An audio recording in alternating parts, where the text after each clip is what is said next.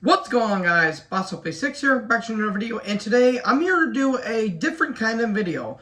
Since it is Halloween month and it is October, I figured why not do a kind of retrospective. And no, it's not going to be any Halloween movies that I would typically do around this year because frankly, what's there to talk about? I'm going to be talking about a WWE gimmick that has become one of my favorite gimmicks of all time, the Hell in a Cell. This Satan-inspired structure is one of the most notorious gimmicks in WWE's history. And today, I'm going to be reviewing every single one of them with a few exceptions. First one, I'm not going to be doing the TV exclusive ones. So, the tornado tag that happened on Raw between Austin, Undertaker, Kane, and Mankind, I ain't doing that. Kane and Mankind have one on Raw like a few weeks or like a month after that. I ain't doing that one. There was a dark match that happened in 2011. I ain't doing that one. And the two matches that happened on Raw and SmackDown within the span of a week, no less, I ain't doing those matches either. So these are pay-per-view exclusive only matches. So with that being said, this is going to be divided into three parts. The first part I'm going to be talking about is the Attitude Era. And then the second part is Ruthless Aggression. And the third one is going to be the PG Era. God help me on that one. So, why don't we go back to the background. What led to the structure that was Hell in a Cell? Well, the structure itself had 4 individual appearances. It does not, the WWE doesn't consider them to be Hell in a Cell matches. There were other variations of it, like the Kennel from Hell, the infamous Kennel from Hell from Unforgiven 99, which is one of the most notorious matches in WWE history. And, you know, they've been using for other ones like I Quit and, the Last Man Standings and all that dumb shit, which I don't know why they need that, but this, the structure itself, was basically invented by, I think, Jim Cornette, where he's like, okay, so if they're in a blood feud, how about we make a cage, but we have like the War Games structure about it. So it's basically kind of like a War Games match, except there's only like one ring, but the cage is like a little smaller. It's not like a regular steel cage match because the cage, you know, connects to the ring. There's some room outside the ring where you can walk around, grab weapons, and just beat the shit out of each other. So that's basically what it kind of is, and it will get a little bit of an upgrade as we later go on into the Ruthless Aggression Era. So, with that being said, let's talk about the first one. Now, I'm sorry if I get the background or the history of it messed up. I am a little, I guess you could say, not well known when it comes to historical stuff. But let's get into the first match. Undertaker versus Shawn Michaels, Bad Blood in Your House, 1997. Wow. So the background to this, I'm going to go into the reasons why these Hell in a Cell matches happen in the best detail I can possible. So, in the summer of 97, Undertaker, who won the WWF title at WrestleMania 13 against Sid, he was going up against Bret Hart, who was going through his I Hate America Canadian heel phase. And Shawn was kind of feuding with Bret at the time. So they have their match at SummerSlam 97 with Shawn as referee. Shawn didn't show any bias. Bret will be awarded the title. And if Bret lost, he would no longer be wrestling in the States anymore. So that match I've talked about almost in length is one of my favorite matches in SummerSlam history. And Shawn inadvertently cost Taker the match. Well, now Taker wants blood on Shawn Michaels' hands. And basically had their match at Ground Zero, which was a good match, but it had a no contest because it kept beating the shit out of each other. They kept brawling. And they ultimately went with a cage match, but not a regular cage match, a Hell in a Cell match. And what kind of few people would like to forget, this was also a #1 contenders match. Whoever won this would go on to face Bret at Survivor Series, and we all know what happened there. So, 25 years later, this match still holds up, folks. I'm not going to shock anyone by saying this is my favorite Hell in a Cell match. One of my favorite gimmick matches of all time, and it became one of the most legendary matches in the company's history because this thing was violent. Shawn basically got his ass handed to him on a silver platter.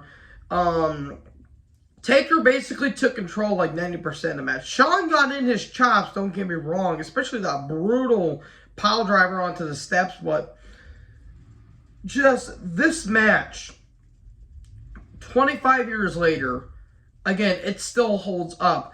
DX wasn't interfering, it was just straightforward. Shawn, you were getting to get your ass kicked for all the stuff that you've done, because Shawn at the time was a bit of a prick, and he's willfully admitted that. And oh my god, the brutal chair shot from Shawn. Oh my good lord. It features some of the most iconic spots. Shawn getting slammed on the cell. Shawn gushing like a stuffed pig. Shawn, falling from the cell, from the side of it. And then features one of the most vicious chair shots I've ever seen in my life. Dink, and Shawn basically looked like he got shot in the head. And then we get to the most iconic ending, and one of the most iconic endings of all of wrestling. Taker goes for the signals for the tombstone, the lights go out, and all of a sudden you hear this eerie organ play, and all of a sudden, through Hellfire and Brimstone, the debut of Kane is upon us. And this has been going on for months at this point. Paul Bearer's been having this little secret that Undertaker had, and the secret later on to turn out to be a reveal where Kane is the lost brother of Undertaker, that Taker may or may not have set a funeral home on fire while Kane and the parents were. And again, that storyline gets convoluted as fuck later on down the line, where Undertaker's like, no, Kane did it, but then Taker said he did do it. It was confusing as hell. But Kane, he ripped the door off his hinges. That's gotta be Kane. That's gotta be Kane. He ripped the door off his hinges. And meanwhile, people don't know this, but Kane, Glenn Jacobs, he was in a lot of different gimmicks around this time. He debuted as Isaac Yankem, which was Jerry Lawler's evil dentist. Then he was fake Diesel when Diesel and Razor Ramon were in WCW at the time. And in USWA, or the Memphis territories, he was known as a Christmas creature. And he gets his best gimmick without a doubt. And when Kane rips the door off his hinges, it was kind of like, I think it was made by Jim Cornette. It was kind of like when, was it Phil LaFond or Duck Furnace? I think it was Duck Furnace. He was billed as the world's strongest man. And it happened, I think, at Smoky Mountain Wrestling, where he legit ripped the door off its hinges and made a statement there. And the best part of all this, Taker sold his ass off for this. It's like he legit saw a ghost. And Kane does the pyro. Taker doesn't know what the hell's going on. Taker gets hit with the tombstone. Kane leaves. Shawn's a bloody mess at this point. The arm over. And of course, the classic Earl Hebner dramatic 1, 2, 3. Classic Earl Hebner. And there you go. Nearly a 30-minute match. And folks, it still holds up to this day. One of my favorite gimmick matches, and my favorite Hell in a Cell match. So, again, we're passing the Tornado Tag match happened on Raw because it was mainly a set point for the next match. Undertaker versus Mankind, King of the Ring, 1998. Oh boy, the infamous night, June 28th, 1998. Pittsburgh, Pennsylvania. One of the most iconic, if not the most iconic Hell in a Cell match. So the story behind it's a bit confusing if you think about it. So this has been a conglomeration of feuds going on. Kane was feuding with Taker at this point because they still had their beef from Unforgiven and especially Wrestlemania.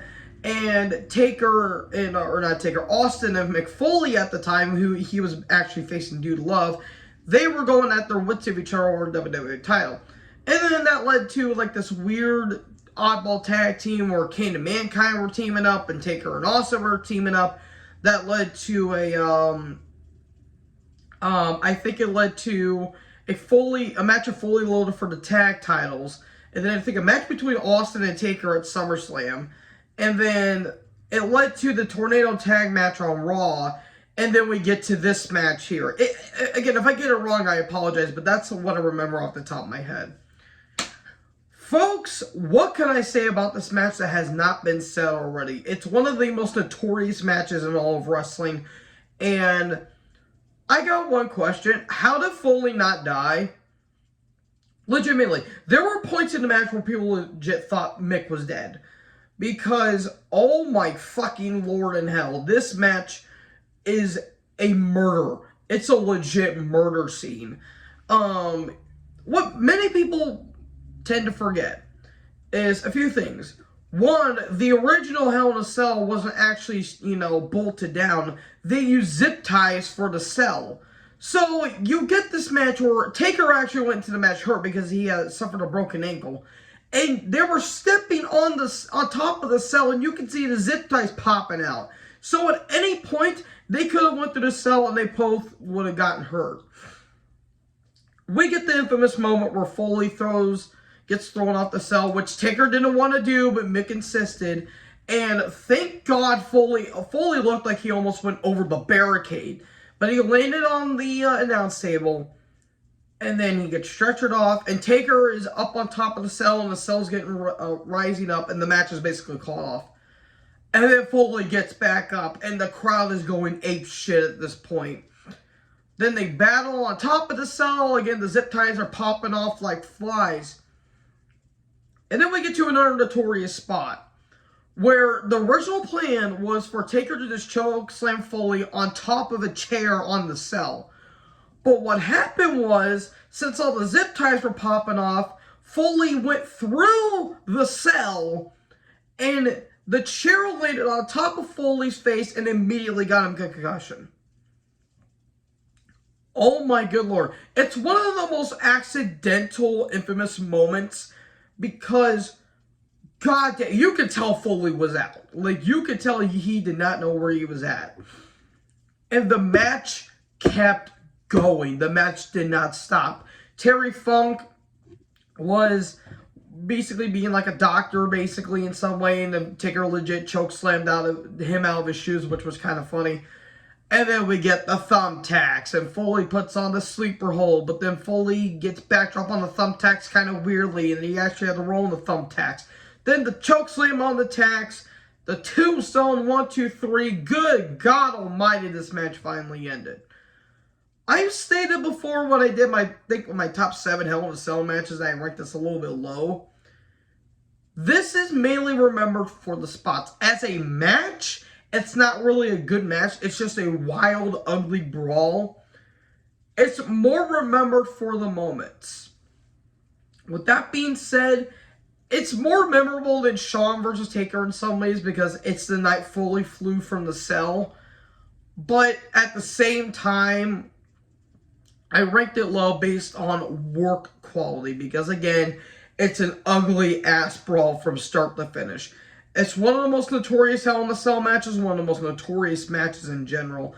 And, yeah, I would rank as one of the best only for the spots. As a worked match, it's not that good. They've had way better matches. But, my God, as a brawl, I think it's one of the most memorable brawls in all of wrestling.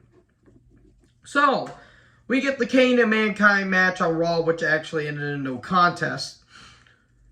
And then, oh boy. So we come off with 2 really good pay-per-view Hell in a Cell matches. Shawn and Taker, the best Hell in a Cell match in my personal opinion. Foley and Taker, the most notorious and most infamous Hell in a Cell match. Then we get to the worst Hell in a Cell match in my personal opinion. Undertaker versus Big Boss Man from Wrestlemania 15. Oh boy, in the same arena, or on the same state as when Foley had his infamous plunge, it was actually in the same, I think in the same place where Kane and Mankind had a no contest, but Oh my good Lord Almighty, Jesus Christ. So, the backstory is Undertaker was in this Ministry of Darkness phase, which is the worst phase in Undertaker's career, by the way.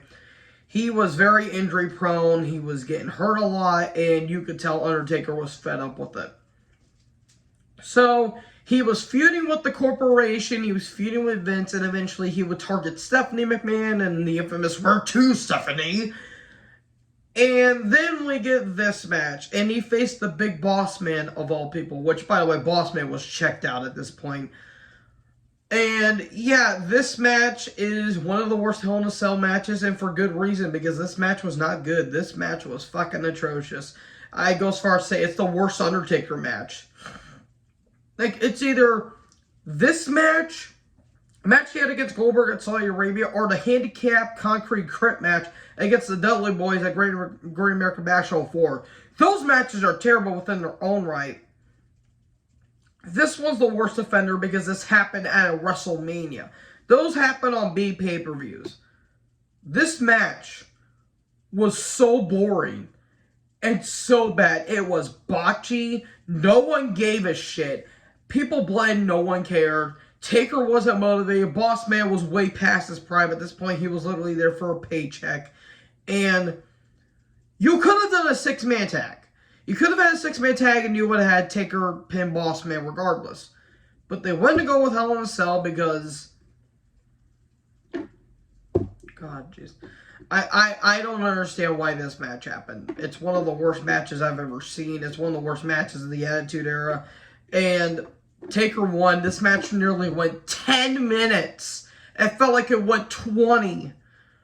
Like, there was a point where legit Undertaker got handcuffed in, like, without, like, 2 seconds later, the thing got cut off. This match was bad. The only memorable thing about this match is that Boss Man got hung. Further proof that 1999 was good for ratings, but not good wrestling-wise. So, yeah, fuck this match. This match is terrible. This match sucks. Moving on from it. So we go from one of the worst Hell in a Cell matches to, again, one of the best Hell in a Cell matches. Cactus Jack versus Triple H for the WWF Championship. If Cactus Jack lost, he would officially be retired. So the story going into this match. The Rock and Mankind at this point were having a match on a pink slip on a pole match, even though Vince Russo was not in the company at this point. Vince Russo has struck again, folks. And this is when Triple H and now Stephanie McMahon Helmsley, this is when they were in their power couple like phase where Triple H was doing whatever they wanted, and if the wrestler didn't do it, they basically would get, punished for it. So they needed to get rid of someone, and they chose to go one after the big stars, and Foley lost, and he was fired, quote unquote. And The Rock and the entire roster basically went on strike saying, you will reinstate Mick Foley and we won't walk out. I think The Rock said the Rock Wrestling Federation or some shit like that. It was great. It was great stuff. And then Triple H, basically with his back against the wall in hand, tied behind his back, he said, fine, I'll reinstate Mick Foley. And then we get to one of the most infamous moments in SmackDown history. Foley saying, you're not getting Mankind, you ain't getting Dude Love, you ain't getting Mick Foley, you're getting Cactus Jack. And that led to one of the best matches in Royal Rumble history, the Royal Rumble match. Madison Square Garden, that famous street fight, one of my favorite matches of all time. And I would go as far as say it's Triple H's best match. That's saying a lot because Triple H, for all the shit we give him, he's had a lot of great matches. That was his best match, and Foley was arguably his best feud behind maybe The Rock and Stone Cold Steve Austin and even Undertaker to a lesser extent. So Foley's like, I want one more match. This time, how about we have a Hell in a Cell?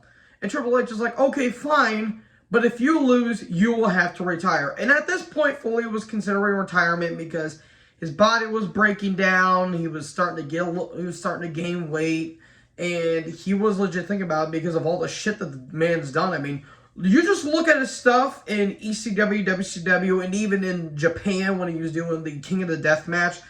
The dude literally about died like numerous times in that stuff. So Foley considering retirement, it wasn't exactly the worst idea.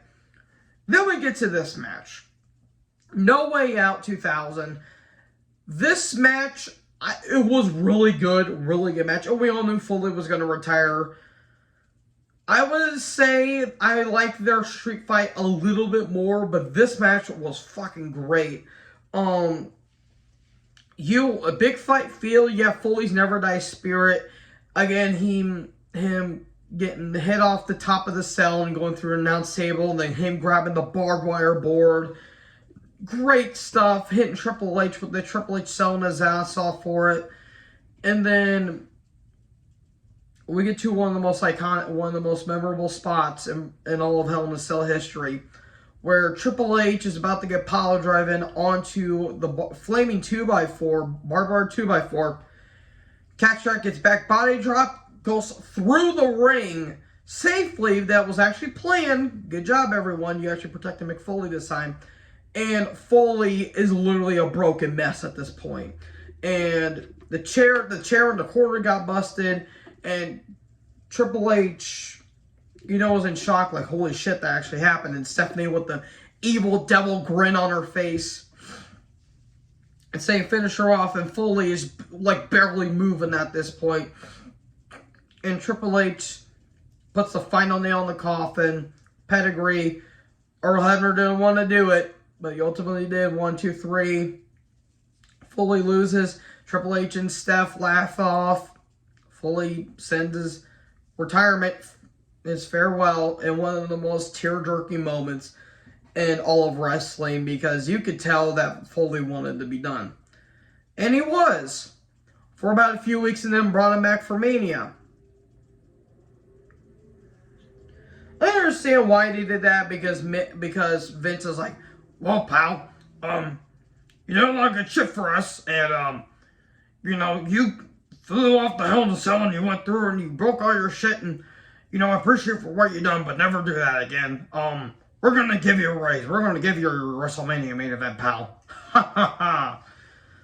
I'll talk about that more when I talk about WrestleMania 2000 at some point, but bottom line, phenomenal match, one of my top 5. So we get from one of the best Hell in a Cell matches to probably the craziest Hell in a Cell match. A one and only, actually, funnily enough. It's a 6-pack challenge for the WWE Championship from Armageddon 2000. Kurt Angle, Triple H, Stone Cold Steve Austin, The Rock, Kurt Angle, Triple H, Stone Cold, The Rock, Undertaker, Rikishi? Okay. One of these things don't look like the other. One of these things just doesn't belong. So, the last installment of the Attitude Era. And, well, how do we get to this match? So, basically what happened is it was a conglomeration of 3 storylines going into it. So, let's go all the way back to, let's go back to No Mercy. So, Austin comes back, and he wants to find out who ran him over. And because Austin got taken off of TV because he actually had to get neck surgery, and we want to know what happened to him. Who ran him over?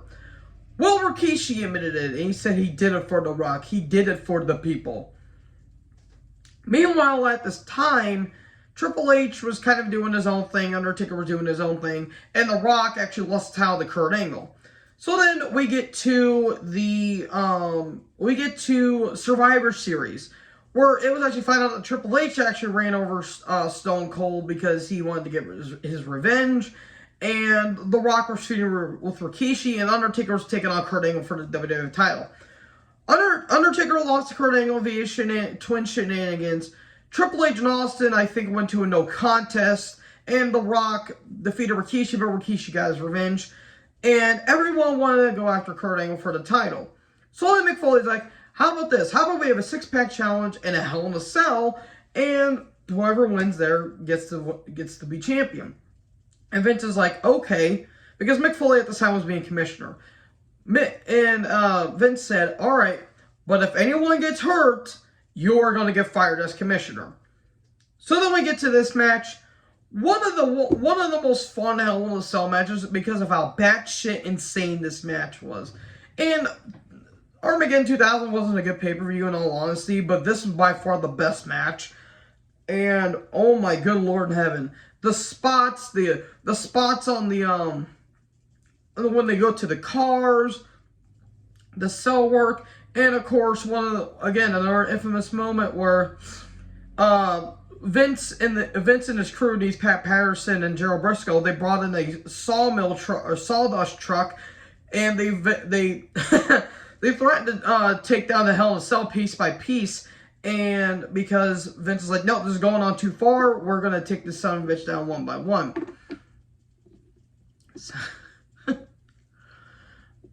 So they take the door off, and Foley's like, no, you ain't doing that.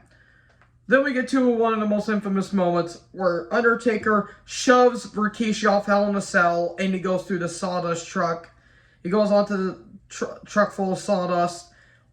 Oh my good Lord, I would have been shitting my pants if I was Rikishi at that point.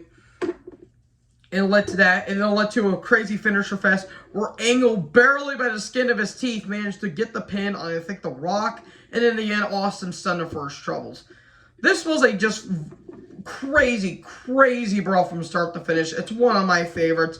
And fun fact, this is the only time that Angle, Rikishi, The Rock, and Austin would actually be inside Hell in a Cell. Because Undertaker and Triple H would have like more Hell in a Cell matches after this. I'm surprised Angle, The Rock, and especially Austin to get a Hell in a Cell match in all honesty. Rikishi felt like the black sheep of the entire match, but he actually did as well. He actually did his part really well. So yeah. That's it, folks. That is my part 1 of my Hell in a Cell retrospective. Next time, we're going to talk about the Ruthless Aggression Era, and oh boy, things are going to get a little more violent. So, what did you guys think about this video? Make sure you guys like, comment, subscribe. Make sure you guys tap the bell for more notifications. Join the herd. I'll talk to you guys next video. Peace out.